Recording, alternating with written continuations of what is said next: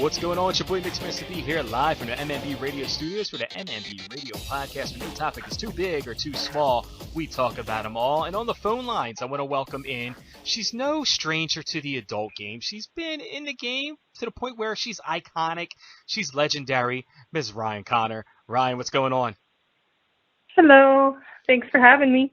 Thank you. Thank you for taking the time to, entertain my my little podcast here. I mean, geez, like, to be able to have someone of your legendary status on the podcast is like mind-blowing to me right now. So thank you for, entertaining me and making me feel special tonight.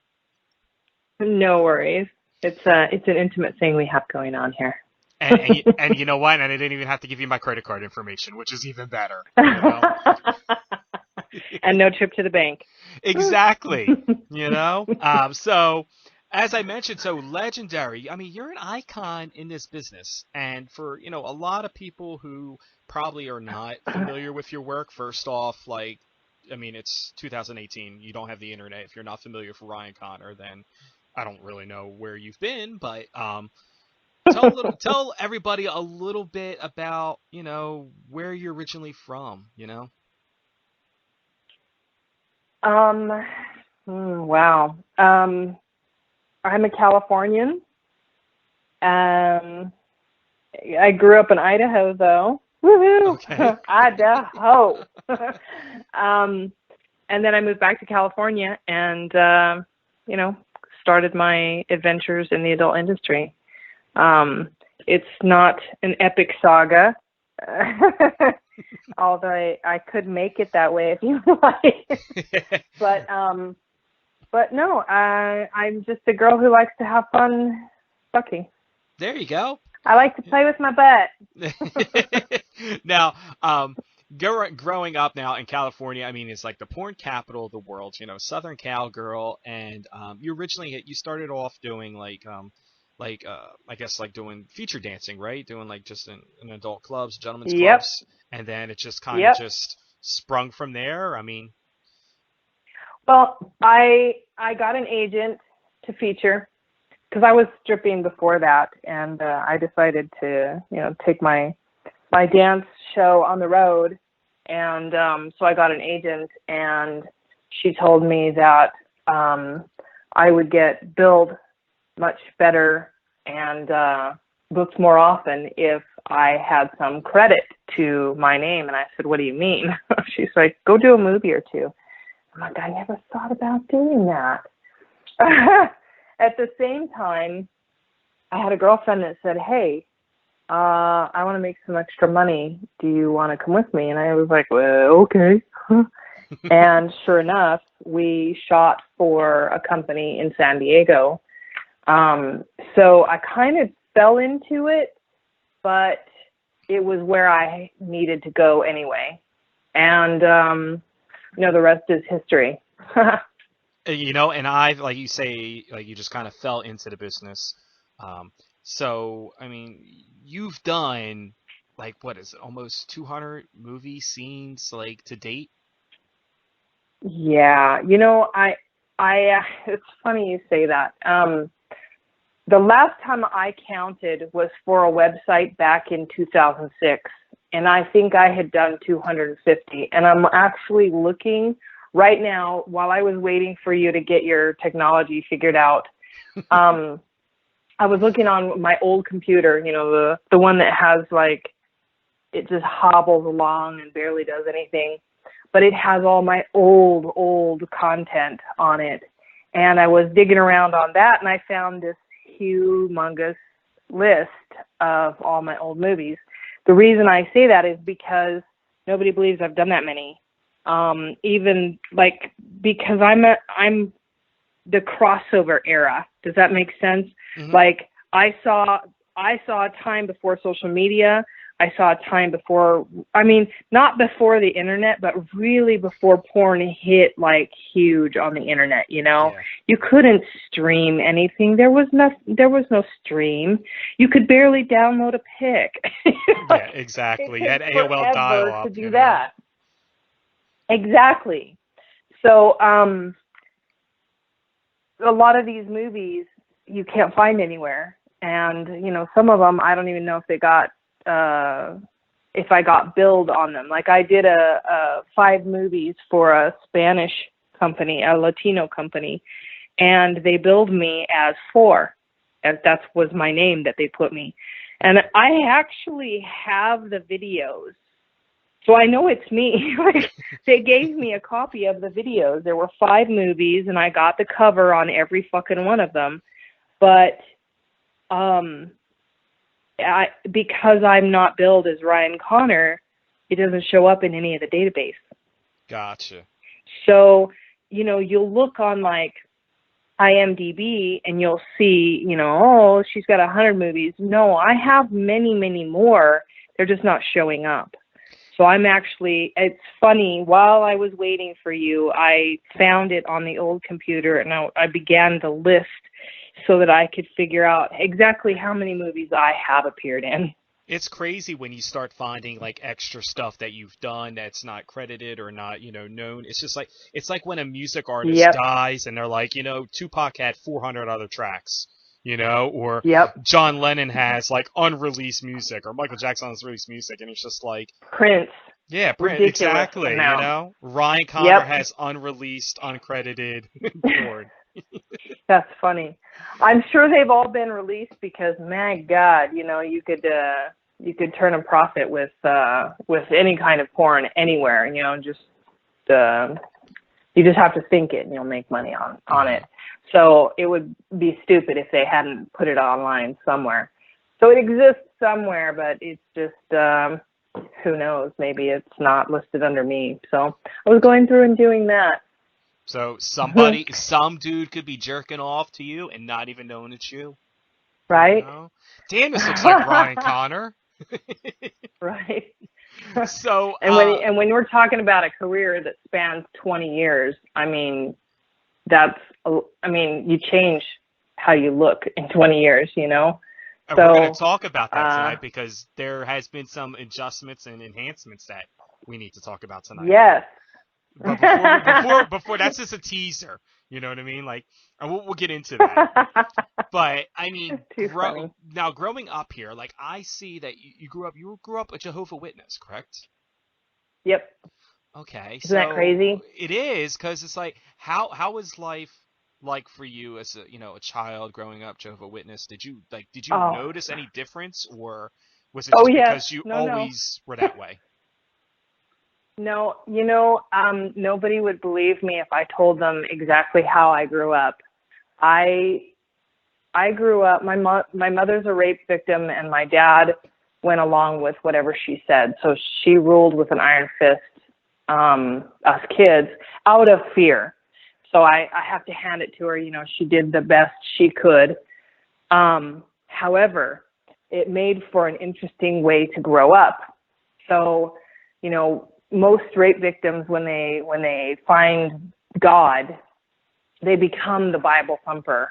They don't just find God; they find their new path, and that was my mom. So I was the Jehovah Witness of Jehovah Witnesses. I was a regular pioneer, which in their world means that at 16 I went door to door. 90 hours a month for 12 months. And once I did it for a year, I was able to go to a special school to learn how to do it better. Wait, there's a school to do it better? Yeah. Really? So I'm extremely trained in public speaking, in forming thoughts and arguments, and supporting what I say about the Bible. Mm-hmm. But, it holds true in whatever arena we're talking. If I wanted to pick a topic and say, I'm going to convert you on this topic, I know how to research the topic and then build my argument or my speech from that. So I really know how to public speak. And I was doing it at a very young age, all through up to, 20 when I got out. And that means they would have big conventions held in like we always went to the mini dome in Utah, in Salt Lake, or in Ogden, excuse me. And it's filled to the max. So, you know, I don't know how many it seats, but there's a lot of fucking people there. Let's put it that way. And I would be down on the very front, on the floor, giving a speech, talking about growing up Jehovah Witness and my preaching, you know, and talking to the audience about that. So when you're talking, you know, 3,000, 4,000, 5,000 people, yeah, I know how to speak. What that did mean for me growing up was that I didn't know how to relate to any other children, because no children do that, right? They're like, what the hell are you talking about? Like, how can you do that? Exactly. So it kind of set me apart. And, you know, the religion sets you apart anyway. So I was very definitely no part of this world, and that kind of put me in a category where I really didn't know how to interact with people. I didn't know how to make friends. So I kind of had my adolescence in my 20s. Now, I always just assume, like, as like when Jehovah Witnesses came to the door, it's just like everybody put the TV on mute, everybody stand still, and you just like don't answer the door. You know, and a friend of mine's just like, dude, you just answer the door and tell them you're going to go, like, sacrifice a goat or something, and then they'll leave you alone, you know? But, I mean, that's funny. That's the ignorance of people, you know, who don't know, like, what it is to be a Jehovah Witness. So for, like, I mean, you have, like, your stereotypes and everything. So, like, Jehovah Witnesses, like, you don't celebrate, like, certain holidays or any holidays. Like, school me on this, please, because I know I'm sounding really ignorant right now and have no idea what I'm talking about. No, it's okay. Jehovah Witnesses do not celebrate any holidays. They celebrate, as a Jehovah Witness, we celebrated my parents' anniversary, but we didn't celebrate birthdays or anything, according to them. And I have done research on my own since then, and it's true. Most holidays are steeped in paganism. Which is fine, because I'm pagan all the way, but they all have some kind of weird tie to something strange, and it's not what you think it is. So you should research before you jump on the bandwagon of celebrating something. Now, did that make it, like you said, it was hard for you to make friends and everything? Like, let me first ask, are you still practicing as a Jehovah Witness today? I would not be able to be a Jehovah Witness because of what I do. Okay, so... But I wouldn't be a Jehovah Witness anyway. I'm not entirely sure I believe in God. I definitely believe in the Force. I'm not sure I believe in Yoda, but... I was going to say, like Luke Skywalker Force? Like, what are we talking about here? Something... that's the best way I can describe the God that I feel in my heart. I don't think that there's some gray-haired dude sitting on a throne saying, if we put these people over here and we answer this prayer, everything will be right in the world. But you're definitely seeing Yoda and Darth Vader. Exactly. Okay, that's cool with me, you know. I definitely think that there are powers that we don't see and don't understand, but still rule our world. So gravity is there, the wind is there. We can't necessarily see it, but we definitely feel the effects. I definitely believe in the law of positive attraction, you know. I think that people have some kind of something. I don't know whether it's a psychic ability that we have been tuned out of. Like I believe just about every conspiracy theory out there. I definitely believe that we have been deliberately crazy. Like if you believe in every, like, because I would feel like, to me that would be like emotionally and physically draining for me to be like trying to like constantly think like, okay, how can this conspiracy be true? How can this conspiracy be true? You don't feel that way? No, I firmly feel that we live in the same time era as we did when dinosaurs roamed the earth. Just the perils have changed. That's all. So they aren't the big green monster. Now it's the Rothschilds and Agenda 21. Okay? Like, we still face perils. We still face stress. The key to living in any time frame, regardless, is to find your zen, to find what matters to you and to live by what matters to you. Gotcha. Right? So, you have your code, you have your ethics, you live by them, and they are what you live for. Like, I live for my daughter. I live for family. I live for the people that I stand by. They matter to me. My word is my bond. If I gave somebody my word, even if I change my mind and don't want to do it later, or even if they did something to me that I don't want to do it because now I feel differently about them, I still would do it because I gave my word. So when you started doing dancing and then eventually getting into, doing film and everything, how did your family react to this? I mean, being a Jehovah Witness family and saying that, like, you couldn't be Jehovah Witness now because of what you did or do, how did your family react? I mean, were you, like, blacklisted from your family, or? Well, so as a Jehovah Witness, I got disfellowshipped because I divorced my husband and I remarried. Okay. In their faith, you have to have adultery as grounds for divorce. In my first divorce, nobody had committed adultery. So when I got remarried, I committed adultery. So they disfellowshipped me for it. That's fine.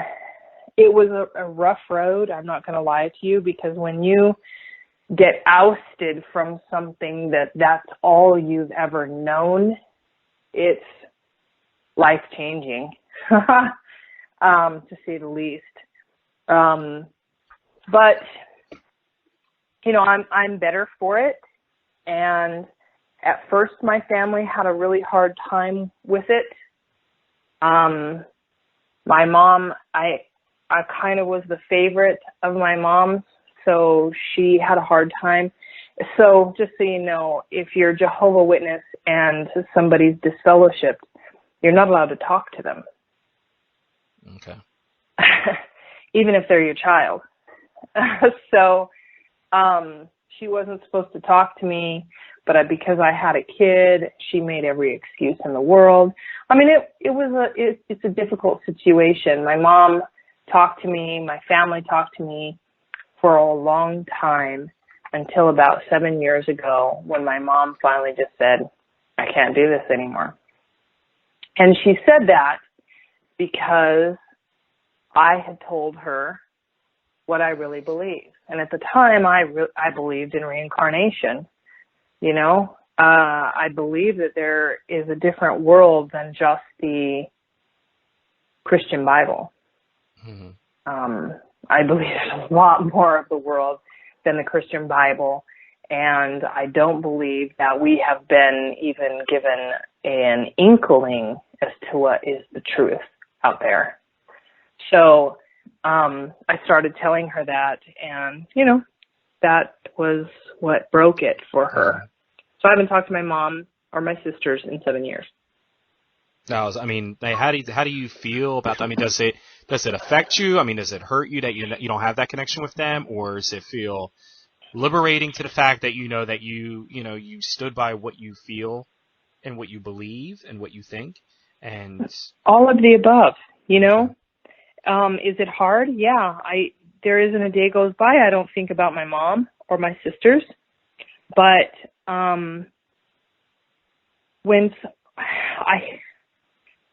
God is such a huge issue. There was a time when I couldn't talk to anybody about God because I just had enough of God. But that's a make or break thing for people, and I understand it. I don't understand not hearing out a potential of truth when it's presented to you. So for that, I fault them because, you know, I've given many indications of, like, look at this evidence, look at this, look at these new findings. You know, archaeology happens every day. We find new shit every day. If you're not in the know as to what's being uncovered, how can you say that your current Bible is the Bible of all time? Mm-hmm. Is God's word of all time? If they're finding new stuff and it's all in archaeology, you know, like, it's all archaeology. Yeah. The whole Bible is archaeology. So, you know, somebody dug up some books and claimed they were the Word of God, and then later on they dug up thousands more. I mean, what's to say that those weren't part of the Word of God too? Mm-hmm. But, you know, like, not everybody can rationale and use logic like that. So no, I definitely get what you're saying. I mean, like, everything evolves, and, you know, to say that, you know, I mean, even with anything, you know, not even religion, but just like anything in general, you know, medicines, you know, research for different things. Like, people are constantly, you know, finding new remedies, new medicines, new, you know, different things. So yep. Who's to say that, you know, somebody, like you said, dug up some books and was like, hey, this is all there is. Like, who is there really to ask and be like, hey, was this it, or is there more? You know? I mean, it's just exactly. like it's just like you're saying about your movies, you know what I mean? Is 100 movies, is this it, or is there more? You know what I mean? Like, no, there's more, you know? So, no, I totally, you know, get what you're saying. Do you know, like, if, like, how your family is doing? I mean, even though you don't have communication with them, like, do you know if, like, you know, their whereabouts, if they're living, if they're, you know, like, are you able to keep in touch with that stuff? My parents got divorced, and my dad is no longer Jehovah Witness, so I do have contact with him. Okay. My oldest sister, I text her occasionally. She's actually the person who was the most honorable from the very start of me being disfellowshipped. She was the most honorable and said, look, this is my faith. This is how I feel. I can't associate with you. And she did it from the start. And I actually have respect for that, you know. Mm-hmm. She wasn't wishy-washy about it. She didn't let her feelings get in the way of her religion. And she did it from the beginning. So I respect that. She's the only person out of the rest of my family that has my phone number. And I text her every now and then just to ask, is everyone alive? Yeah, seriously. I mean, that would be my biggest concern and fear is, you know, to make sure that, you know, like, you as much as, like, you don't believe what they believe and everything, I mean, at the end of the day, it is your family. Life, you know what I mean? Exactly. And you still have that love there. Yeah, you still have that love there, even though the religion part may, you know, kind of hinder some of the emotion part. The fact of the matter is that, like, if my mom and dad, you know, passed away, I would want to know, you know, even though we don't understand or agree to the same terms of, you know, the religious cloud here. But I definitely feel what you're saying. So, I mean, going into this, then, you know, you start your life now in the adult film industry, and, you know, the family stuff is put to the side. What is life like now, you know, being in the adult industry, you know, going right into it? I mean, was it something that you had expectations of what it would be like? No, actually, you know, it never even occurred to me that it was out there as a career potential. Like, call me crazy. Like, it never occurred to me that I could do porn. So when my girlfriend said, you know, let's do this, I was like, okay. And we did it once, and I thought, okay, that was, you know, like a great little tidbit of money. Great, you know? Yeah. And then I did it 2 more times with that company. And then I said, hey, wait a minute. Like, there might be a career here. Like, this might be an option. So, no, there was no expectations. I will say, I'm trying to remember everybody's name, and it's so hard, but my first porn set, and I can't remember her name, but she is mega famous, and she walks like they took me. I had somebody take me on like on a set just to see what it was like, you know, see how a real porn is shot. And I arrived just after everything was done. And she comes waltzing through with cum all over her, plastered all over her. I had a feeling that's where this was going. And I was just standing there like, what the fuck just happened? I just got glazed. But it was so chill. Nobody was freaked out. Nobody was like, everybody was just business as usual. Hey, how's it going, George? You know, like, when was the last time that, you know, like, it was your average everyday neighbor thing going on. Do you know what I mean? Like she wiped her face off and like she had to take her kids to soccer practice or something? She just walked into the kitchen and went up to the sink and rinsed her mouth and her chest off and her face. And, you know, she was talking to one of the crew and like it just was mellow. Like as if we were, you know, dusting the floor. It was just nothing. Nothing happened here. Move along. Yeah, to kind of make it, I guess, like the chill factor to kind of get people to understand. It's almost like a scene on Boogie Nights or something, where everybody's just kind of just like that's normal, you know, that everybody just, you know, had sex. I mean, probably minus all the, you know, Boogie Nights drug use and all that stuff, but you know, right. minus all the extra stuff, you know, minus, you know, Dirk Diggler, you know, prepping himself. So I mean, now is this the first time that you were with, like, so you did your first scene? I mean, was this is a girl thing or? Yes. Okay, yes. My very, very, very first scene was a girl scene. It was for a gay company, in San Diego. And people have asked me the name of it and I don't actually know. It never occurred to me to ask. You know, me and my girlfriend went. She brought wine coolers. I mean, if that doesn't tell you, like, it was chill.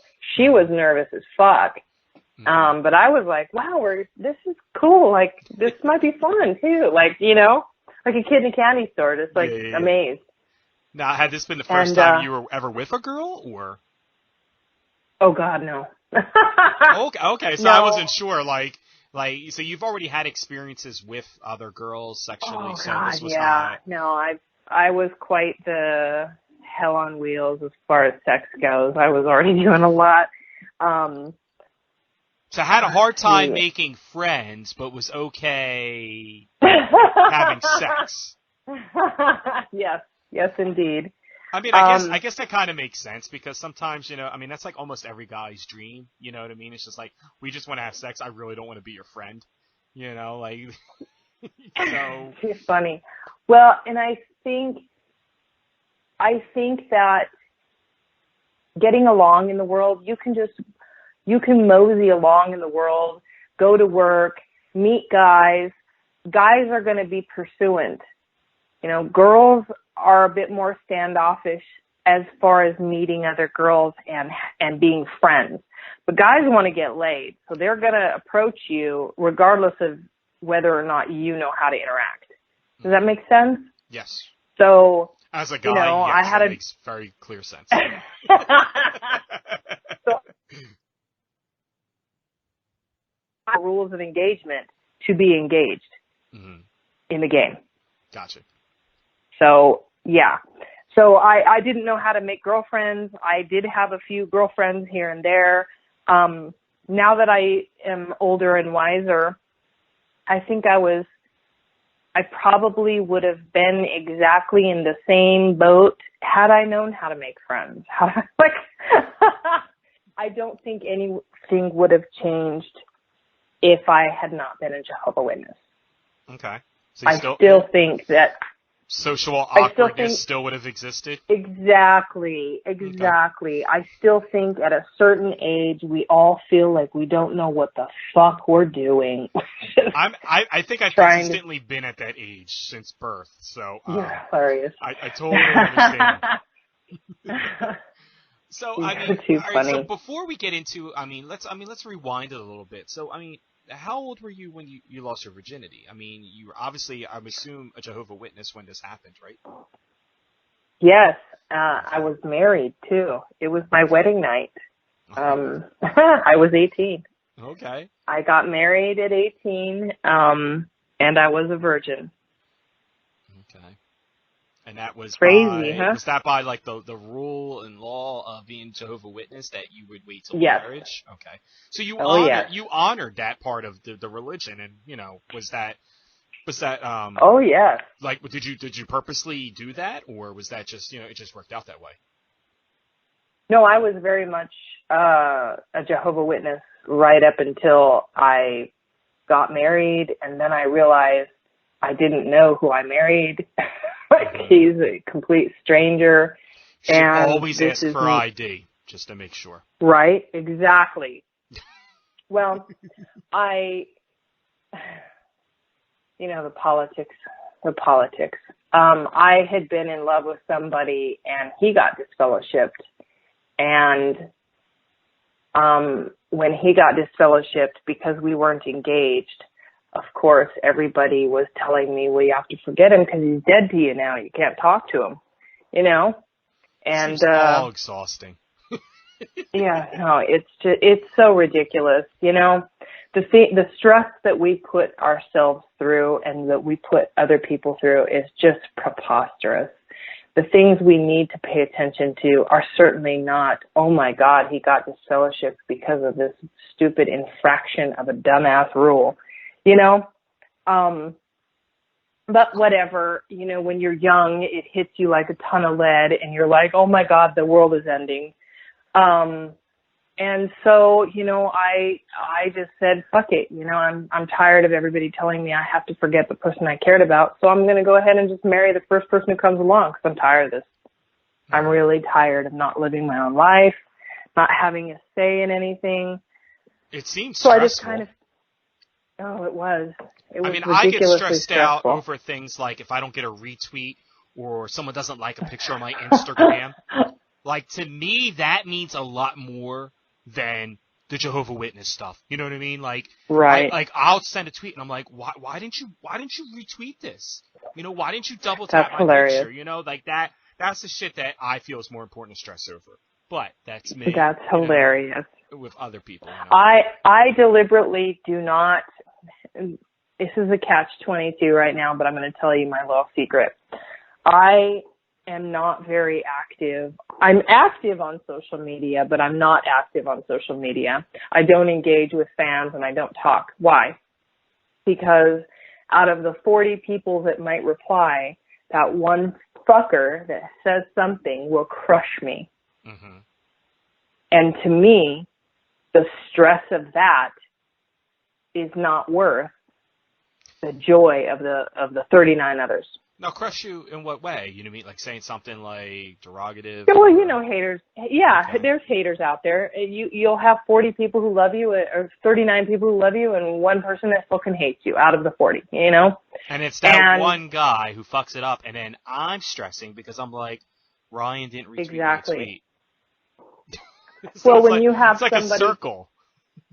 Yeah. Well, when you have somebody who goes on and makes it their focus in life to annihilate you, this industry, any kind of where you show your body and you put yourself on the line, that's an extremely fragile ego industry, right? Mm-hmm.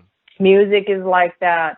Modeling is like that. Acting is like that. Porn is like that.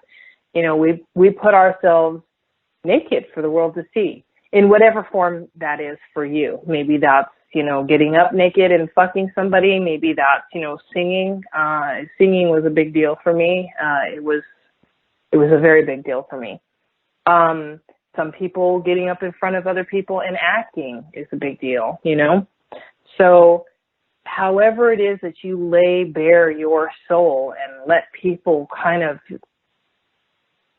have at however they're going to, give you accolades or hate, whatever it is, you have to be ready for however they give it. when I first started the industry, we didn't have social media. So I didn't have the stress of worrying about those haters that just felt like they had to hurt somebody in their day. Yeah.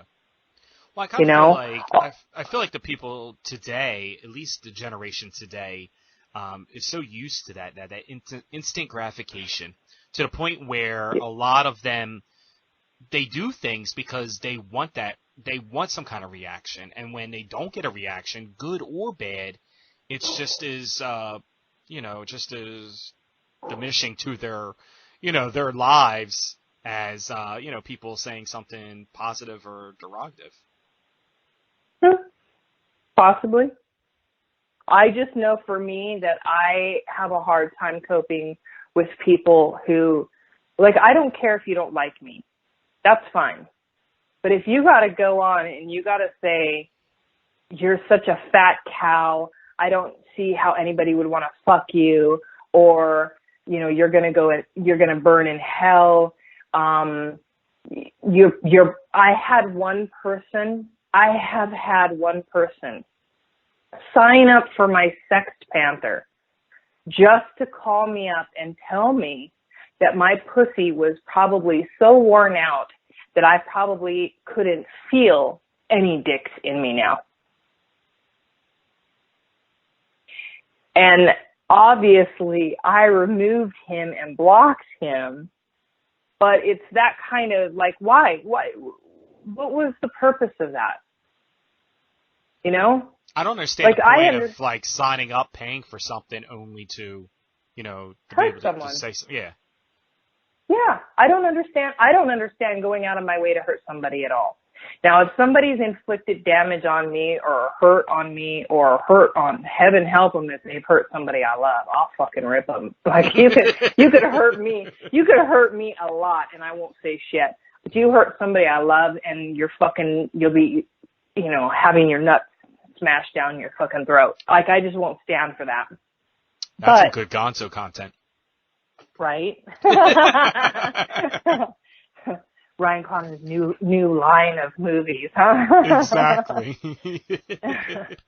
I just don't understand the desire to perpetuate ugliness in the world, even in your own life.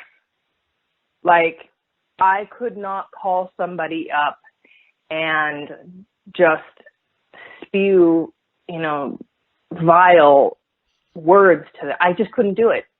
It's not in me. Why? Because that would mean that I've held on to that negativity to give it. Does that make sense? Totally. I try not to have negativity in my life. I don't want it inside my soul. The minute it touches me, I try to let it go. I'm a big believer in grounding, walking on the earth and grounding yourself. Why? To let go of the bad shit. Mm-hmm. And it's a real physicality and it's a real emotion. It's not just the physical world. It's the emotional world. It's the spiritual world. You have to let go of the ugliness. Let it go. You don't need to perpetuate it. You don't need to say it to anybody else. There's nothing. To quote Frozen and Elsa, let it go. Right. I'll spare you the random singing. Every time I do that, I was going to put you on the spot and tell you to sing it, but I do it all the time. I mean, my life is a fucking musical, and my daughter's like, "Mom, please, no, don't do that." Because I'll just, I'll be out in the middle of somewhere and I'll just randomly start, singing "Let It Go" or just whatever it is, Yes. My life's a musical. You got to let the music happen. You got to channel your inner Bette Midler and just start, belting out all musical classics in the middle of the grocery store. I get it. Exactly. I get it. I don't do it, but I get it,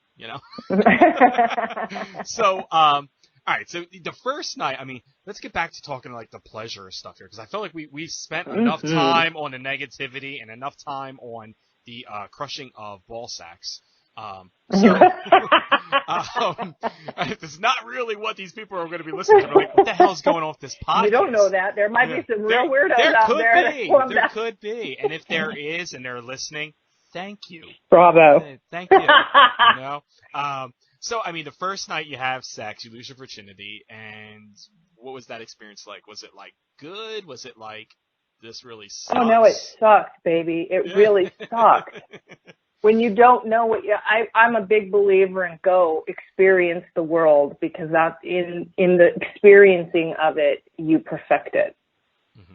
And that's with everything. You know, you got to do something, what do they say, 10,000 hours before you can master it? I haven't clocked how many hours, but I mean, yeah, I'm sure it's somewhere around there. I didn't know anything about sex. I was not, the birds and bees story for me was, the sperm travels up the fallopian tube or down the fallopian tube and hits the egg. And it was the pregnancy discussion. It was never the sex happens this way. Here's a dick and it goes in the vagina. I was never told that anybody had to push something in and out of my vagina. I had no idea. Now, my formal, education, my first education to all of that was the movie Look Who's Talking, and you had the little, the baby that would, was talking in the movie. I don't know if you're familiar with the movie. Yeah. Okay, so that was, the opening credit was, my first, experience with that. You see, all these, little spermies, talking to each other. And I just always assumed, that's how it worked, you know what I mean? They were living little things that were dude, we're going in, and that's kind of, my first experience of it, but so... Sure, but that doesn't tell you anything about the anatomy of it. It really doesn't. Tells you... No! My first night, I came out, dressed in my cutesy little thing, went into the bedroom, shut the lights off promptly because I wasn't used to seeing or being seen. So we were in the dark. He laid behind me, kind of spooning me, and suddenly I felt something down there. Didn't realize it was his finger. Thought that was it. Little did I know that was not even remotely close to being it. I had no clue. Now, and he had no clue. I was going to say, now he was a virgin himself? Yep. Oh, so that just makes it really fucking awkward. Yes. It's like the fucking Discovery Channel. It makes it not only awkward, it's really bad. It had to be painful. It was really bad sex. And I was terrified because, fear of the unknown. That's the worst part. If you knew, and could anticipate and expect, then you wouldn't be so afraid and, you could relax and enjoy it. But when you're terrified because you don't know what's going to happen, it just made it horrible. So at what time were you, at what point in your life were you now able to enjoy this? Because I've watched videos and I don't know, maybe I'm wrong. Maybe it's just really great acting. But you seem like you're enjoying it now. I do. Enjoy it now. It wasn't long after him that I was with somebody that I worked with at a restaurant. Because those fuckers, man, I'm telling you, restaurants are big melting pots of sex. That in salons. Those fuckers fuck like nobody's business. So I met somebody that was a waiter at the restaurant I worked at, and we started fucking. And it was amazing. I had my first oral sex, both giving and receiving. And it was all to The Wall, the Pink Floyd's The Wall. So it was an amazing experience. Took a long time, enjoyed it, played. It was fantastic.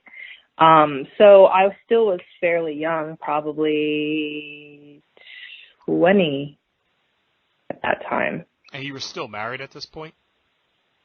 No. Okay. I was going to say, so if you had this experience, did you bring it back home and show your husband? He's probably thinking what the fuck? Where'd you learn this at? At least that would have been my first question. Okay, so the first night we had no fucking clue what we're doing. The next night, it's like, oh my God, what the fuck is happening? Right. That would have been a little bit too much of a trip. Yeah, so at what point did you start messing with girls? And what made you want to do that? Girls kiss amazing. That's what started it. A girlfriend came up to me and, I don't know, like on a dare or something, and she's like, huh, you don't think so? And then just smacked a kiss on me, and I was like, oh, booyah. Seen the little stars, and you were just like, yeah. Yeah. There's a lot can happen in a kiss. A lot can happen in a kiss. But I was still fairly young. Boy, that was still like 21, 20. Mm-hmm.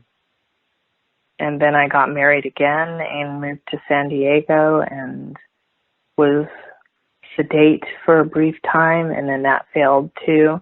I'm not really, marriage isn't Doesn't seem like it's good your for forte. me. Yeah. No. Not your strong suit. Yeah. No, I can be faithful and I can have a great relationship, but I don't know, something happens when we sign on the dotted line that just, and I don't know if it happens to me, for me, from me, inside me, or happens to him, but somehow, something happens and it doesn't work. I guess because you kind of feel like you're handcuffed at that point, in a way. Like, I kind of feel like once you sign on that dotted line, you're kind of feel like, okay, now it's like I'm committed to this one person, which is the whole point of marriage. I get it. But for some people, that's like, I get it. I understand. Like, that's duh. Thanks, Mixmaster, for letting us know what the concept of marriage is. Well, and I think too that coming from the way I was raised, it took me probably, 10 years to kind of feel like I was no longer under the shadow of that training, that religion, that upbringing. Mm-hmm.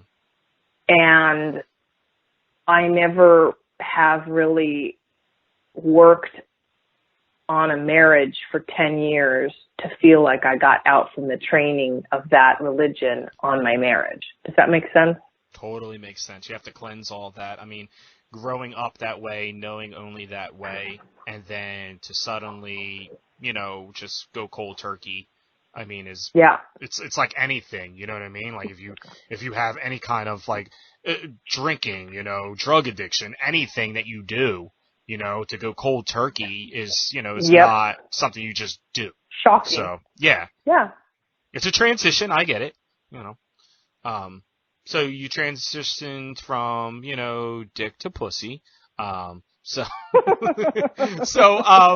right. So she kissed you, and then next thing who orchestrated the next step? Was it you that was curious about knowing more, or was she just you know what, we're going to do more?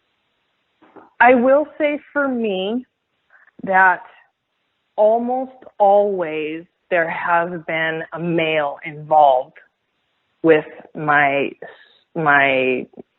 investigating of women. So, you get a male in the mix, and a male is going to go bonkers, and he's going to initiate a lot of things that wouldn't be initiated otherwise. Your little instigators. So always got to stir the pot. Exactly. Stir two pots. Yes. So, I like women. I adore women. But I have always firmly felt that a woman is an appetizer or a dessert, but she's not the main course. For me. So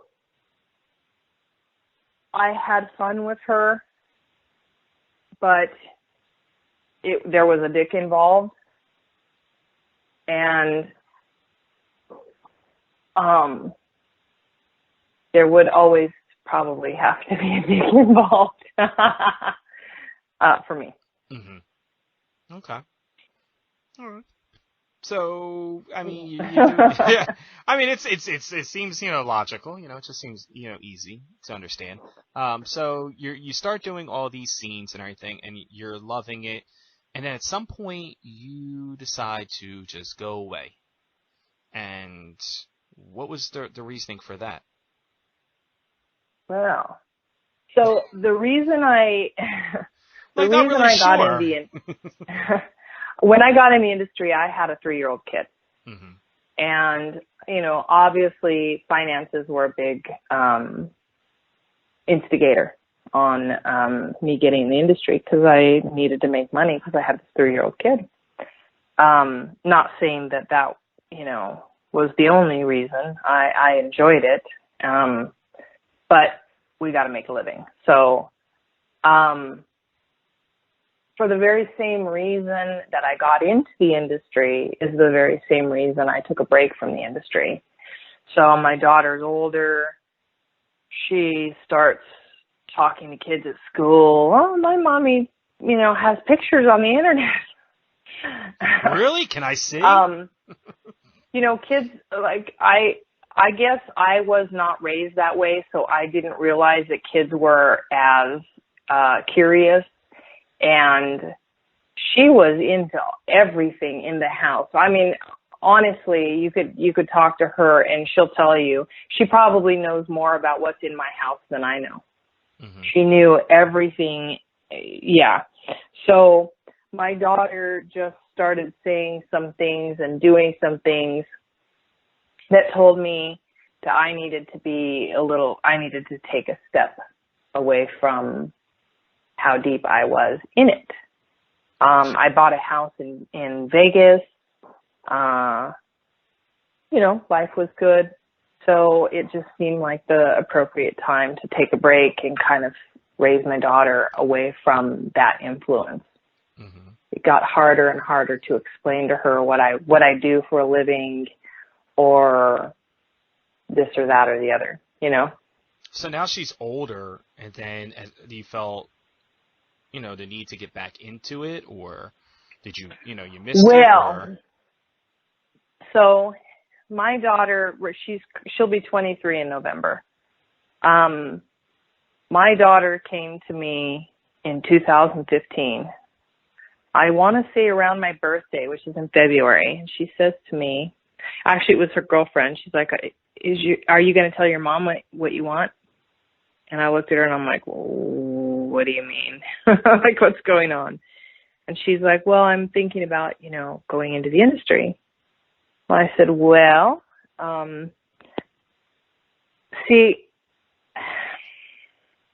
so I'm just going to say it how it is for me.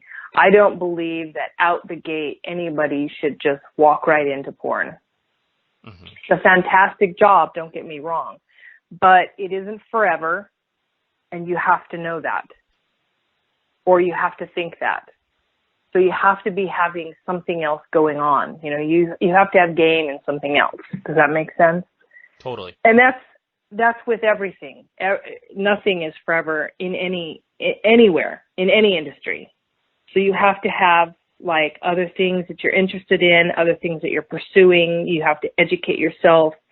And I just knew her that I believed for her, she was just doing it because she saw a good paycheck, like a big payout, instead of, why don't you go to school and get an education and go do this, and chase a dream. I think when you're young, it's the time for you to chase dreams. And I think that while I believe the industry can be a blast, it can also be a hindrance to life. You can get kind of lost in it. You can find drugs and alcohol. It can be quite a lot to take on. So she came to me a couple times throughout her life and was alluded to her coming into the industry. But in 2015, she said she wanted to come into the industry. And so I met I had her meet Jonathan Morgan, who had just started his own agency, him and Andre Madness. And they had a long discussion with her. They signed her to their agency, and she worked for 2 months. She had been talking to me for quite some time, trying to get me to make a comeback. And I had been thinking about making a comeback because, you know, my kid's grown and it's time to think about my future, and I enjoyed it. And there's no reason, like now she's of an age, then, you know, in 2015, she was of an age that she could handle all of the repercussions of knowing what I do for a living. You know, it was not a big deal. Mm-hmm. So I was thinking very strongly about, you know, making a comeback. And then when she did, I said, well, fuck it. There's absolutely no reason now not to. Yeah, I mean, it's kind of hard whatsoever to be critical of it when you're in the business yourself, you know. Yeah, exactly. No, don't get me wrong. I love the industry, and I know of a few very young girls who have taken it like a duck to water and have done amazing and have amazing careers. But that's not everybody, you know. Mm-hmm. And I don't know how to say it other than I just knew my kid, and I worried about that. I wanted her to chase something that required effort, not just to be lazy and take the easy way out. Gotcha. You know?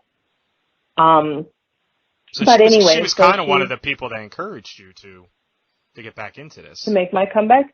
Yeah. Well, yeah, because, you know, like, if you're doing it, there's no fucking reason why I shouldn't be, mm-hmm. you know, because I had done it in the past. So, yeah. She was not very appreciative of my coming back in the industry at the time, kind of because I guess I didn't realize how famous I was. And so when I made my comeback, it was a big deal. You know, 10 years out. Does she feel like it was taking like some of the spotlight off of her? Kind of, yeah. Yeah. Which is funny, but she did in the 2 months that she was in, she made a great amount of money. I thought she was having fun. I constantly asked her, but you know, she's the type of person that has maybe a little bit too much fun. Okay. And so it was, you know, it was becoming a little bit of an issue, waking up late, missing call times. So yeah. But I made my comeback because she had gotten in the industry, and I just said, you know, now's the time. I'm going to do it. Now, in between, and I don't regret it.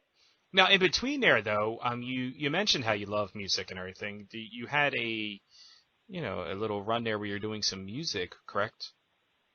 Yeah. Well, you know what? I wanted to show her how to chase a dream, and make it happen. And I made my dream happen. I came out with an album. I did not know how to market it, and I did not have any help, so I didn't have any kind of success. And I will say this, the music industry definitely requires a lot of money. A lot. Just for marketing, a lot of money to push it, to push you, to have PR, to have marketing. I mean, it's just ridiculous. You could go broke trying to fund something to make it successful, just to get it heard. Mm-hmm. You know, so you decided that it was not something that was worth pursuing long term? Well, okay, so I started chasing music because she had approached me, and I was saving for her college, and she comes to me, I want to say she was 13 or 14, and she says, Mom, I don't know if I'm going to go to school, but if I do what you do, it's just going to be for a little while to get some money together. And I'm like, what?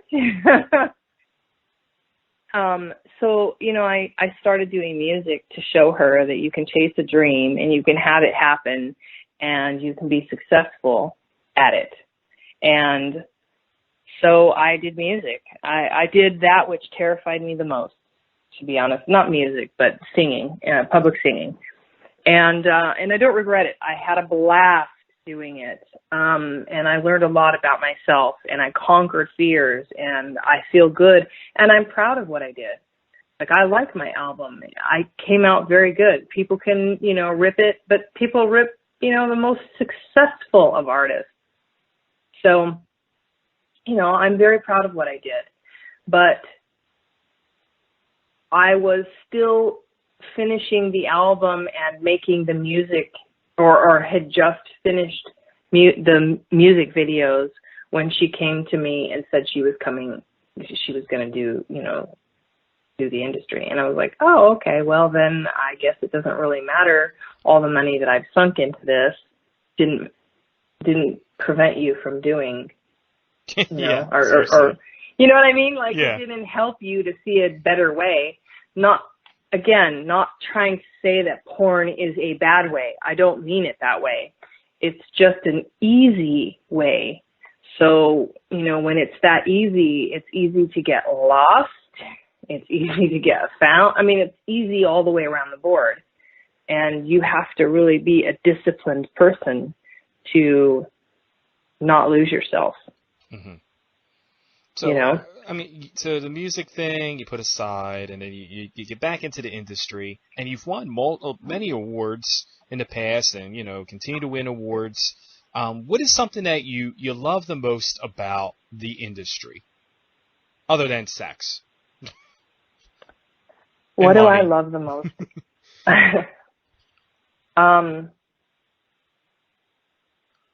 Honestly, there is a strange sort of camaraderie with the people that we work with. Like, we may not even like each other, but we stick together because it's us against the world kind of thing. I know that sounds really weird, but that's how I feel when I'm around. Like, when I go to the award shows or when I'm around big groups of people, that's how I feel about my industry. I feel like it's us against the world. I hope that doesn't sound like wrong or stupid, but that's how I feel. It's like I belong to a group of people. Some are doing things right, some are doing things wrong, like every other group of people, right? Yeah. But I feel like I belong, and that for me, I'm doing things right. I'm doing what I'm proud of, and I feel the strength of other people behind me that know what I go through. It's totally understandable. I mean, at least for me, and my understanding of it is that you're in an industry where, depending who is, watching, knowing what you do, it's an industry that is very easy to judge and criticize people.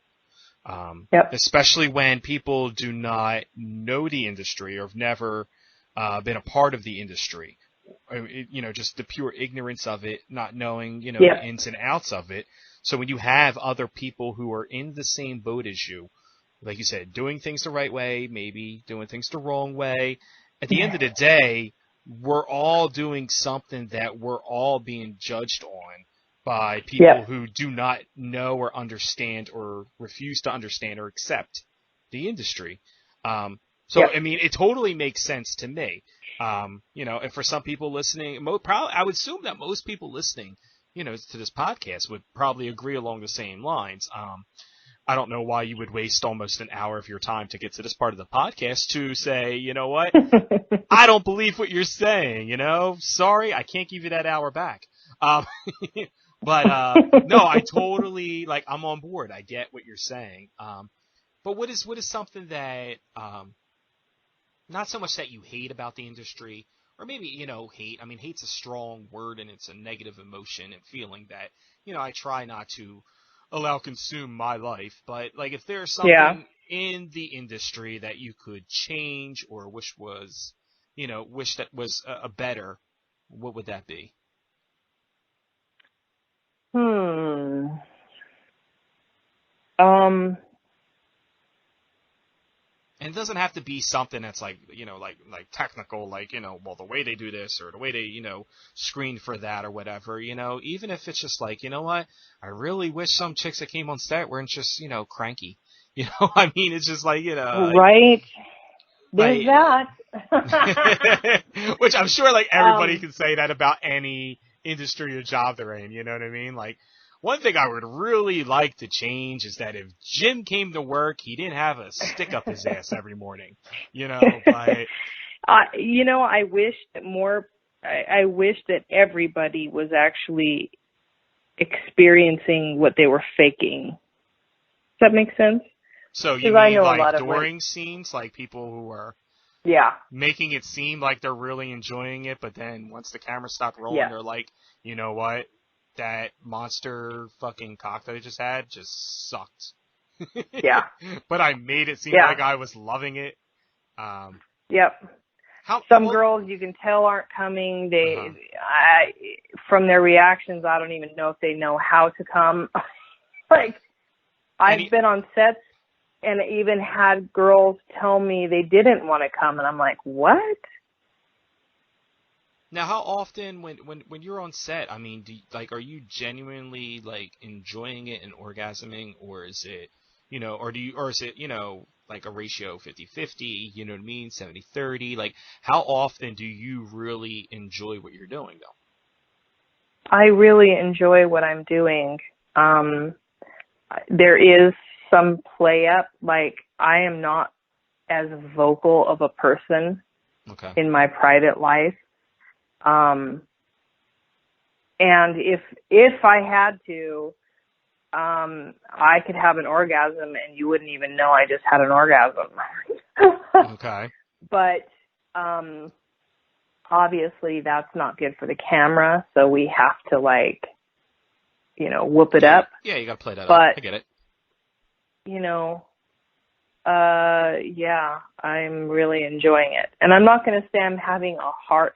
Women have the ability to have different types of orgasms too. So we can have a really strong one, or we can have little ripples that, just kind of carry us along. So I can't tell you that the entire time I am having like 10 big, huge, hardcore orgasms. No, definitely, I understand. But it might sound like I just had 10 huge ones, Well, I sometimes feel because like guys when they have, especially guys who watch a lot of porn, if when they have this, their intimate sessions with their selected person, whoever it may be, girlfriend, fiance, wife, whoever. I feel like sometimes they feel like it's supposed to be like the movie. You know what I mean? Like, why isn't she screaming all kinds of great things? And then I also feel like sometimes like girls who may watch porn as well feel that they need to do that, and sometimes that can be equally as a turn off. You know what I mean? Like, yes, all right, chick, can you stop with all the like the talking? Like, you're really like yeah, distracting. yeah, like it's really like throwing my whole game off right now. Like, can you just can you just shut up?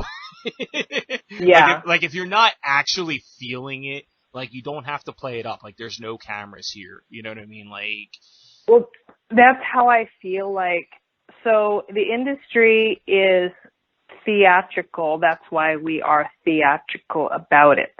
So, we're going to scream and hoot and holler because that's the vocals is part of what is getting you off, because you're not feeling the pussy on you. You have to hear. That's the sense. It's like watching over. porn on mute. Yeah. It's the worst. Exactly. It's not possible. So you have to, because you're not feeling it. So you're already deprived one sense. Mm-hmm. Right? You already are deprived of the sense of feeling, even though you've got your hand wrapped around your dick or whatever. Mm-hmm. You are usually alone and you're deprived of one sense. So you have to have everything else going so that you can see and hear to make up for what you didn't get to feel. I'm definitely on the same But wavelength as you. but when I feel like when you're with somebody, it should all be organic. You know, if I'm coming and I may even forget to tell you I'm coming, or all you might hear out of me is, "Oh, I'm gonna come," and that's it. And I hope to God you'll feel it, or you'll know my body enough to know that that's what's happening. Mm-hmm. You know, but a lot Got it. depends. Like, I mean, are we alone in the house, or is my daughter in the house, or is there a kid next door, or are we outside? You know, I mean, there's a lot that depends there. If it's just an inappropriate place to do a lot of hooting and hollering, I'm going to keep it down because mentally my mind's going to be aware of that. Mm-hmm. So, you know. I'm with you. I'm totally like, it's, maybe some other people listening, I said, may or may not, get what you're saying. I totally agree with you 1,000%, so I'm, totally on board with everything that you were saying about that. So, let me ask you, because I fielded a couple questions from people. So I was out on Twitter and, some people were telling me, different things, I asked some different questions. And one of the things that, a lot of questions that I was getting was, what is like your favorite types of scenes to shoot or have shot? Like, what do you, like, when you get your lineup or tell you, like, this is going to be this kind of scene, like, what, like, gets you excited to do? I usually do what gets me excited. I enjoy anal. I enjoy boy-girl. That's what I'm usually booked for. Don't get me wrong. I love playing with women. But it's such a hit or miss with women in the industry. That goes back to what I change if I could. If every woman was having a genuine orgasm and really enjoying it and really into it, I'd be like, you'd see me in a hell of a lot more girl scenes. But as it is, I'm generally in anal scenes because I have a huge ass, and B, I was going to because say, let's that's just, what I enjoy. let's just, call it like we say it here. You have an amazing backside. I do have a big booty. Now, what is something that you wouldn't do in the business? Like, what's something that's just like totally like, you know what, like, no, can't, there's a line, and that's that line, I can't go over that. There are a few of those deep throat, severe deep throat stuff. I don't care for the whole let 12 people come in a cup and I'll drink it. I don't do that. That doesn't sound like something I'd enjoy. Mm-hmm. I like feeling. I like the feeling, I enjoy feeling. I like DPs. I have had, a couple gangbangs now, and one of them was amazing. I would like to repeat that one, but when you start, the more people you add, the more complicated it gets. Mm-hmm. How many is too many? I've never done more than 5. In even 5, I found to be really complex because it's a lot to take care of. I'm a giving person and I want to take care of everybody, but it's a lot for me to do. And while I'm having an orgasm or trying to have an orgasm, I can't keep account of, this hand is empty. It's just a lot to orchestrate. So, I worked for, who was it for? Tony Rebus, for Brazzers. And, it was a fantastic scene. Xander was in it. Who else? Anyway, it was a very, very, very good gangbang. I enjoyed that one immensely. What else would I not do? I have yet to do any kind of tranny stuff. Okay. Not saying I wouldn't, just saying I haven't. Okay. So it's not so much that it's, it just hasn't been approached about it, or. No, I'm a huge, like let's be real, I'm 47, so anything, as far as the training goes, I just haven't been approached on it.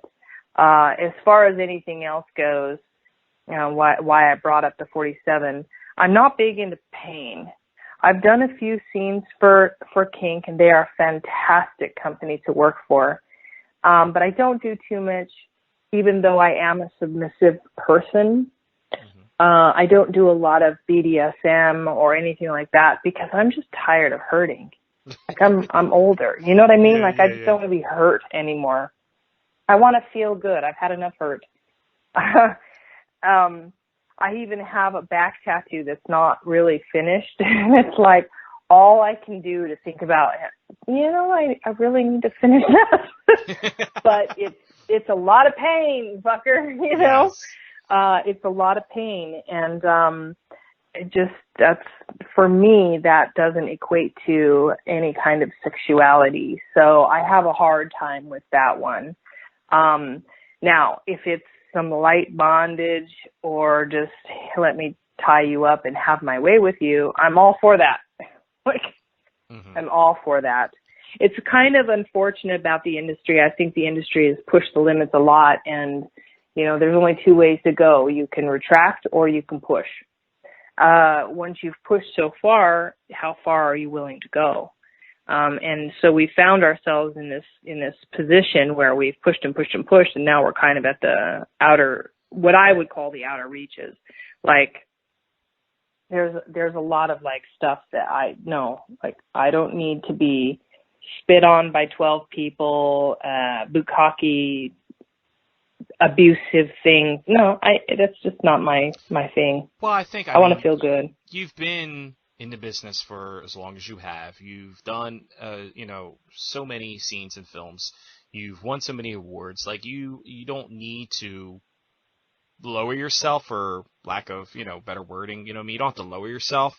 Not that it's degrading, for some people, that's totally what they're into. That's totally what they like. That is, that's their way in. Agreed. Or that's their niche.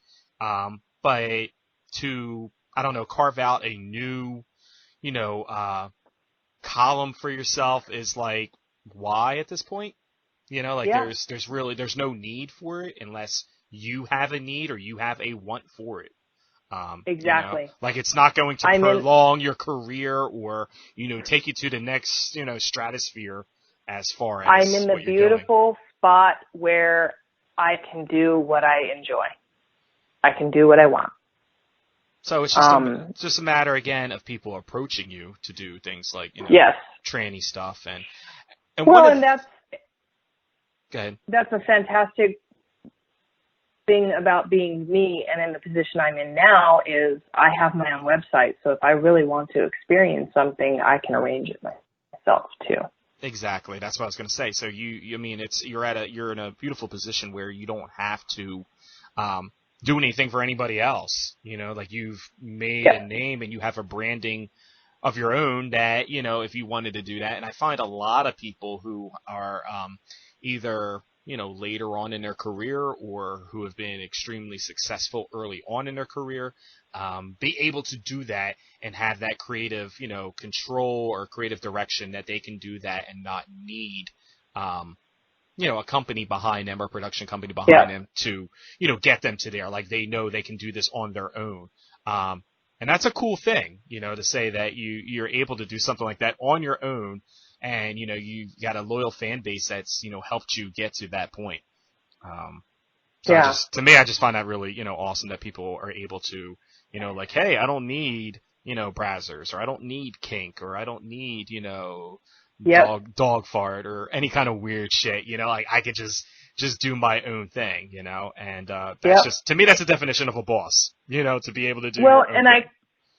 I kind of think that's the spot we're in now as a society, because we have Snapchat now, we have OnlyFans, we have all these different avenues where girls can, or guys can, make a living without a company backing. It's a nice position to be in. And it's like I said, it goes across the board with all industries and everything. Like I don't need a radio station to do a podcast. Yep. Exactly. I can have you on, and I don't need anybody to tell me you can only ask this, and you only have this time frame, and you can only do that in X, Y, Z, and it's just like, no, I love the fact that I can bring you on, and we can just shoot the shit and talk about whatever we want, and nobody's gonna, censor me. So. Yep. But one of the things. It's a nice spot to be in. And one of the things I wanted to ask is because, like I said, people approaching you about different things, and having had your daughter in the business. Was that ever an issue where anybody ever brought that up to you? Not obviously with her, but doing scenes? All the fucking time. When I made my comeback, I did a bunch of what we call go-sees, which means that I actually went with my agent to different directors or producers' offices for them to see me in person to hire me, because nobody had seen me in such a long time that, I had to do the go-sees. And they do that usually with new talent, but, 10 years out, I was kind of basically new talent again. And every fucking director had to ask, would you do a scene with your daughter? Everyone. I guess there are a few talent, like, I don't know if you remember Jewel Denial. Back in the day, but her mom came out in the industry and she did a scene with her mom. There are restrictions on what you can do. You can't touch each other, but you can touch the male. But everybody asked me that. No, neither her nor I would do that ever. I have had fans send me pictures and video of her, or links of her, or haters have tried to use that and say stuff. It doesn't bother me. My daughter is beautiful, and I know she's sexually active, so that doesn't bother me. Was it weird for you to watch her videos? Well, I don't watch her videos. I've had people send it to me, and I've accidentally come across stuff. But no, it is and it isn't. She just looks like another young girl in the industry, and that's how I put it in my head. It didn't turn me on. I don't get turned on by my daughter because I still have the connection that I remember wiping her butt. Do you know what I mean? And now there might be a video out there of someone else wiping her butt, so. You never know. You never fucking know. But, I'm not turned on by that. I do like the incest line of work, but I don't go for it in my personal life. Does that make sense? Mm-hmm. Like, I can talk all about, you're my son, you're my dirty son. Oh my God, show mommy your cock. I can say all that kind of stuff because it's a hypothetical, it's a fantasy. Mm-hmm. But I don't feel that way about my child when because it's I had real to life. raise her for 23. Yeah. Yeah. So it was at first a little weird to kind of say, oh wow, there's my daughter with a dick in her. But she just looks like another young girl in the industry, so it was not that big of a deal. Now, is it weird when you that you guys have performed with some of the same people? I think have you? Or? We have, and I think that was weird for her, but it's not weird for me. Again, I crossed those boundaries a long time ago, with sharing with girlfriends or, being in the industry and having friends and, oh, wow, you fucked him too? Yeah, I don't have those boundaries. Gotcha. Yeah. All right. Totally understandable. So, let me see. So one of the things I also want to talk about is because we kind of teased it earlier is like the enhancement here. So. Dun, dun, dun. So definitely looking at the notes here, so you, obviously had like a different and another boob job here. So Yeah, I just got them done. I'm literally 2 weeks down. Yesterday was my 2 week marker. I got expanders. So if you don't know what that is, I got saline. It's a saline bag that has a connector to it that has a port somewhere, like, tucked under, you can put it in your underarm, but mine's kind of just under the boob, where I can inject more saline. So I'm currently, I believe I was 900 the last time I shot, but then when I went in for the surgery, the doctor was like, there's no fucking way you could have been 900, because I thought I was going to get, 14 or 1500 in you, and I could only get 1200. So I don't think you were 900. Anyway, my goal is to end up at 2000, but if I get to 15 or 1600 and I'm happy, I might just stop there. Okay. But currently I'm at 1200. So this pump thing is this like the old school Reebok pumps? Like you just pump up it, like how does You're hilarious. Like how does this work? Like can you go hilarious. Up and down depending on like what your mood is or what you feel like? Is it that simple or is it more complex? You could go up and down. It requires a syringe to draw off water or to put water in. Okay. Now, is that common practice for people to do something like that, or is that like they don't recommend you just decide, no, hey, today I want to be part of the itty bitty titty committee, and tomorrow I just want to be, Ryan Jugs? Well, okay, so they were originally, expanders were originally designed for I can't think of the word I'm looking for. When, like when somebody's had breast cancer or something and they'd have to, reconstructive. That's the word. So they were designed for reconstruction so that they could help gradually stretch out the skin to the size you want to be without having to do multiple surgeries. So you do, one surgery to put them in, you get them to the size you want, and then hypothetically, you're supposed to change out the bags. Now, they don't know how long the bag will last or how long the port will last or if you'll have problems. I suppose some people have left them in forever and have no problems.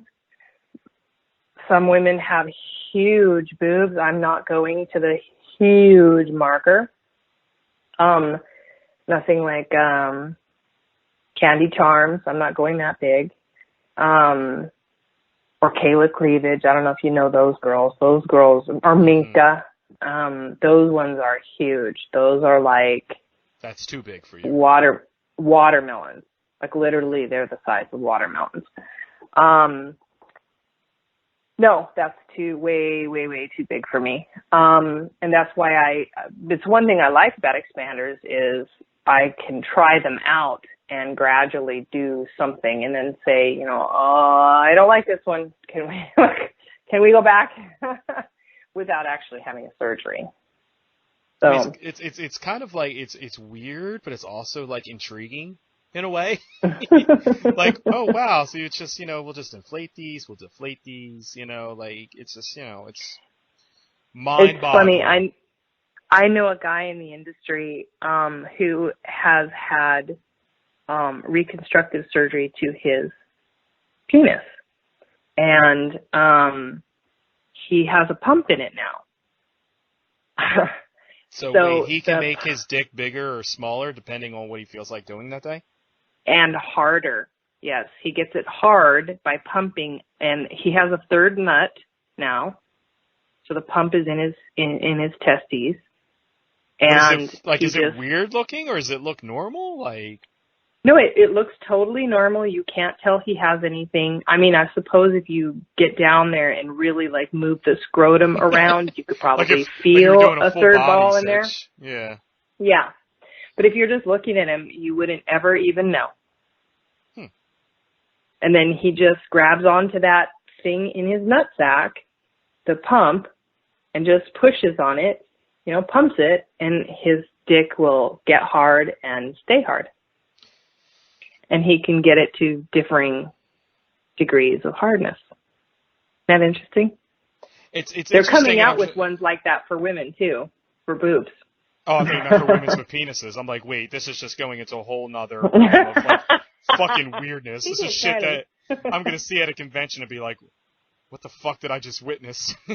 I mean, I guess it's weird. Like, get the size of a dick. Yeah, I mean, it's just like, I feel like it's kind of like, it's like watching like one of those like inflatables you put on your front lawn, you know what I mean? Where you just kind of just watch it just kind of gradually just, You're funny. Get bigger, and you're like, okay, like that was really weird, but yeah, I guess, But that's all the BTS stuff that, it's in the DVD extras that, watch, such and such make his dick get bigger. That I don't really I don't really need to see, I'm just, let's go to the other part of the DVD. But so the goal, like I said, is to 2,000, but obviously, we'll see how well those look. So when can we reveal this? Like, see, what this looks like? Or is there a big reveal going to happen on Twitter? Or, like when will we see it? I'm not quite sure. I'm still healing up. Like I said, it's only been 2 weeks. I am shooting for Mike Orangutan. I don't know if you're a Instagram influencer. You know who he is. Mm-hmm. Mike Orangutan in Miami on October 10th, I think, is the date of my shoot with him. So they have to heal by then. Yes. I know they'll be healed by then. I'm just about healed now. My incisions are small, and they're dissolving stitches. But you can barely see them. You can barely see the stitching now. So I'm doing pretty good. In fact, yesterday I did my first 30-minute cardio workout since the surgery. So I'm feeling pretty dapper, actually. And I'm well on my way to being shoot quality. I did have my scar. I had a C-section with my daughter, and I had some lipo done not that long ago, and they messed up the C-section scar. So with this surgery, I had a scar revision, is what it's called, and they cut out the old scar and remade a new scar. So I am healing from that as well, but that's looking pretty good too. So, well, the good thing is you will be at Exotica in New Jersey, correct? Definitely. So that's and I'm November. considering going to, I'm considering going to Tampa for the Night Move show as well. I have not been officially invited to the Night Moves. Wait, you need it? But I love their. Just right? Crash No, I'm gonna crash. I'm gonna crash the show. I love their Caravan of the Stars. It's a spectacular event. I would love to be a part of it again. And I just decided I would probably go and say hi to everybody. And Tampa is a wonderful city too. I love that city. So I will probably be there for that. And then I'm going to go to Miami to have that shoot. The thing I love about Tampa is I feel like there is a strip club on every corner in Tampa. Yeah, and it's just like I love Ybor. I love the vibe down there. There's wild chickens. How many cities in America can you say there's wild fucking chickens? Just chickens hanging out. You could be walking on a sidewalk and there's a fucking chicken. There is random wild shit. cock in Tampa. You know? Right? Some wild ass cock. Literally. That's funny. Before we get out of here, I want everybody to know where we can find you at on social media, online, because like you mentioned, it's such a interactive world right now with social media that, you know, it's where people go to stalk you. Yeah, definitely. Facebook, it's official Ryan Connor. it may be or may not be 69. Official Ryan Connor 69 or official Ryan Connor. I can't remember. Instagram is Ryan Connor Official, and Twitter is Ryan Connor 69.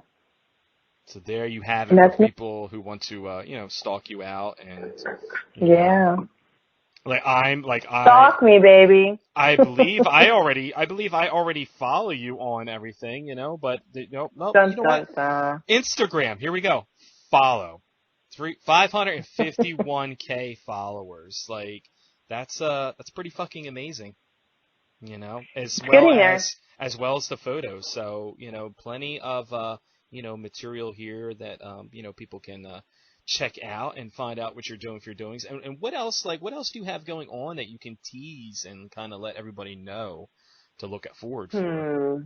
I'm working on my website right now. I just transferred servers to Porn CMS, so they will be hosting and managing my site. I just edited 2 movies today and uploaded those, so there will be new content released Sunday. I'm kind of making up because the last website, I didn't know how to update it. And it pissed me off enough that I said, you know what, I'm just going to have the website redesigned, and I'm going to let them know I don't know how to update it so they can, I don't know what I'm doing, so. Well, back in the day I knew, and I had Dreamweaver and everything, but now I don't, and I don't know anything about it. And the site wasn't built on my computer. It was built somewhere else, so I didn't even know how to integrate it. It probably wasn't that difficult. But who the hell has time to be a master at that when they're, I just do so much. There's no way I could have that much time. I edit my own stuff. I'll be editing photos for the videos that I did tonight or tomorrow. Yeah. So bear with me on the website. It's ryanconnor.com. But I'm getting it all worked out. I've got a new billing company, a new hosting and server company. And I didn't update the website for 3 months while this was all being built and handled, but now everything's on the new server and I've got the content, so I'm going to just be uploading a bunch, and I will be sending out, I will be giving a free month to the people, or maybe even more, to the people who hung with me during that time, because there were a lot of people who weren't getting updates and still hung with me. They just, I guess they love me enough that they said, fuck it, we'll stay. Well, I mean, the fact that you're proficient in Dreamweaver is just fucking hot to me, because I'm like, wow, she actually knows how to do Dreamweaver. Like, whoa, okay. I used to. I don't know now. And this whole, the whole video online streaming thing it's just a different world now, It changes I used to be able to, I used to be able to build a site. And even there for a while, like I could go on ThemeForest and pick a theme and make my own site, but not to the degree that I think we have to have in porn. Like there's just so much security, and also don't steal porn, and please don't post free shit on all the different locations you have to do it. If anything, ask somebody if they mind if you post something. It's the right thing to do, because, I'm not doing this for free. I didn't get free male talent. I pay for my male talent. I pay for the photographers and the location. I pay a lot. My scenes cost me. It's not me and Joe getting together and fucking and filming it. So, having said that, please don't pay steal. For your porn. Please pay for your porn. Yeah. The only thing that'll be free is listening to this podcast.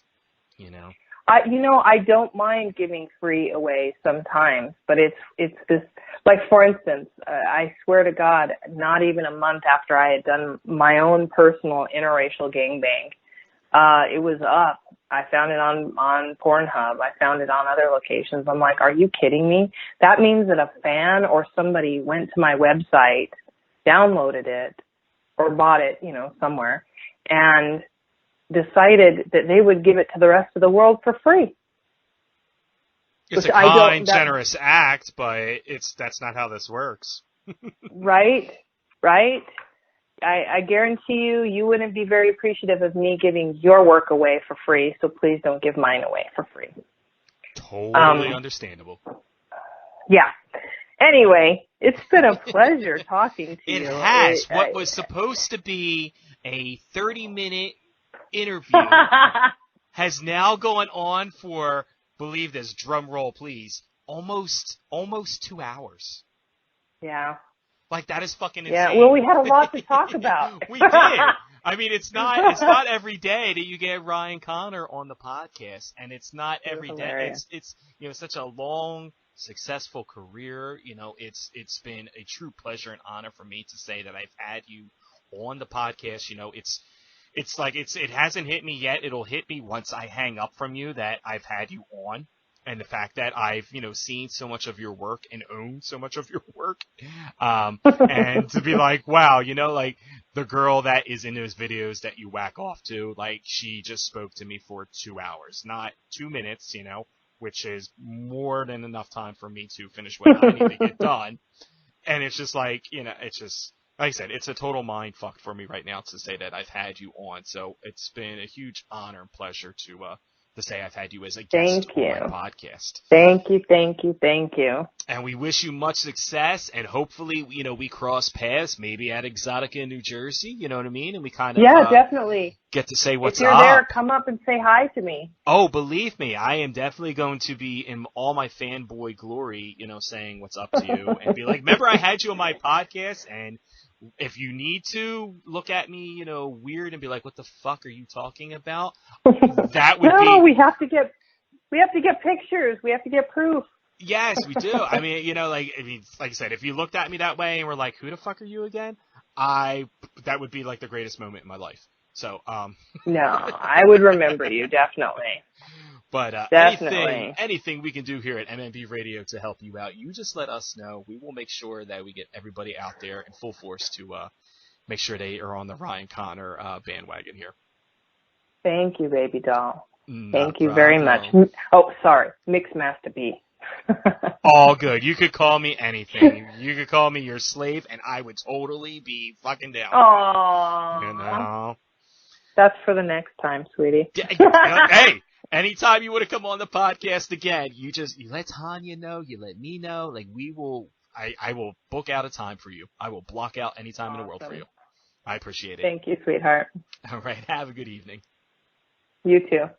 Bye. Hey, this is Ryan Connor, and you're listening to Masta B on MMB Radio.